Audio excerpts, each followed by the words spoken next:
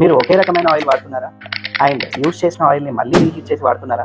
దాని ఎఫెక్ట్ ఎంతో తెలుసుకుందాం. ప్రతి ఆయిల్లో ఫ్యాట్స్ పరిమాణం వేరుగా ఉంటుంది.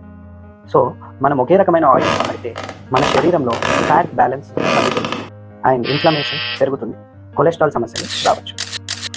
రీహీట్ చేసిన ఆయిల్ చాలా ప్రమాదం. ఎందుకంటే మనం ఆయిల్ని మళ్ళీ రీహీట్ చేస్తే దాంట్లో ట్రాన్స్ ఫ్యాట్స్ అనేటివి తయారవుతాయి, ఫ్రీ రాడికల్స్ ఫామ్ అవుతాయి. అవి బ్లడ్ వెజల్స్లో ఫ్యాట్ని ఫామ్ చేస్తాయి. వీటి వల్ల హార్ట్ అటాక్ సమస్యలు రావచ్చు. అలాగే గ్యాస్ట్రైటిస్, ఒబేసిటీ, ఇన్సులిన్ రెసిస్టెన్స్ అంటే diabetes and also cancer risk కూడా ఎక్కువగా ఉంటుంది.